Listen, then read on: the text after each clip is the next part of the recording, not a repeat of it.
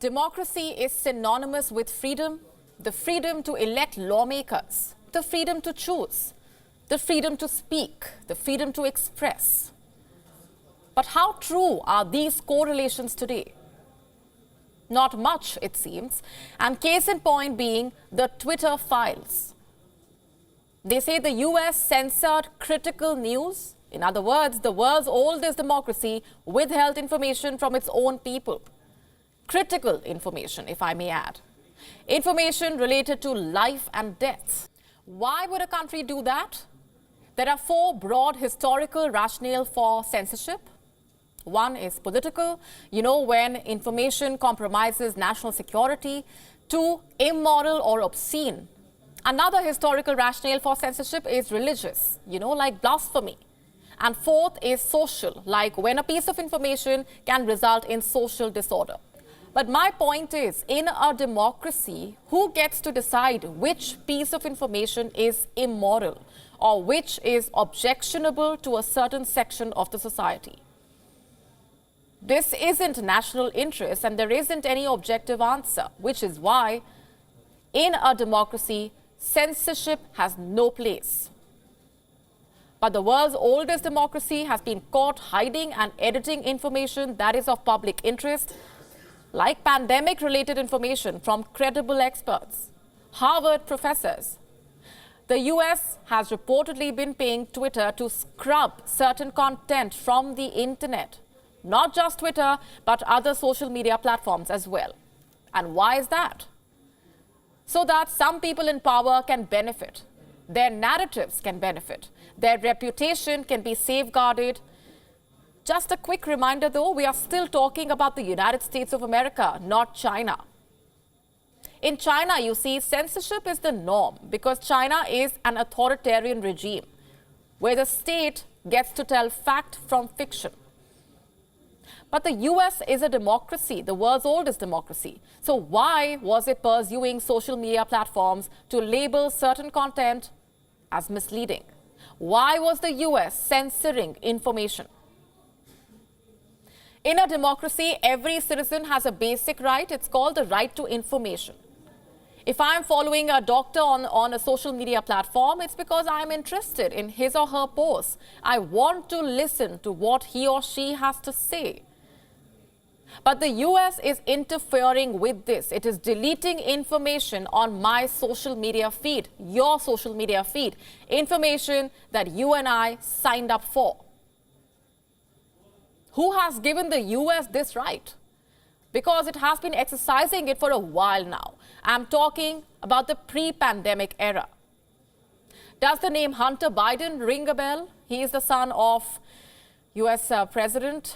He is also a pretty controversial figure. American agencies reportedly asked Twitter to discredit damning information on Hunter Biden. In 2020, the New York Post ran a story. The report detailed the business dealings of Hunter Biden, and within hours, Twitter censored the article. So did the other social media platforms. And why is that? Perhaps because it would hurt certain people in power. So America's Federal Bureau of Investigation, or the FBI, asked Twitter to play with facts, engage in shadow banning. And it's not just the establishment or the administration that is censoring content. The opposition is guilty as well. The two American parties have fundamental differences. But censorship has managed to find bipartisan support. Amazing, isn't it? Such is the state of today's democracies. China is smiling. It gets to build a solid case against this form of government. Tell the world how the world's oldest democracy failed to deliver on something as basic as transparency, how it failed the litmus test. It's such a tragedy because censorship immediately makes us think of China, Iran, North Korea, Myanmar, even Russia, if you may. But these revelations have forced us to expand the list of culprits and throw in democracies as well. These revelations force us to wake up, look around us, and realize how almost every democracy today has made room for censorship and eating into the space meant for freedom of speech, expression, discourse. You see, banning pornography is one thing, tracking terrorist communication is one thing, filtering violence from the social media, again one thing. There is regulation, and then there is censorship. The moment you hide critical information, it becomes censorship.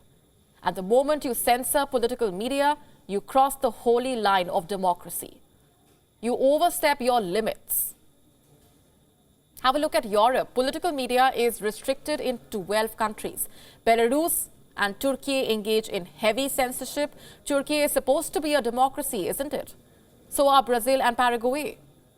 But at least 8 countries in South America censor political media. Paraguay is forcing self-censorship. And why just Paraguay? Most democracies today are guilty of enforcing self-censorship, where every speaker, writer, publisher, comedian is filtering herself in order to not land in trouble. And that happens because democracies today are weaponizing licensing, weaponizing registration. They are denying access to certain URLs without justification. So where does all of this leave modern-day democracies? Without a face or the right to call themselves one. WION now available in your country. Download the app now. Get all the news on the move.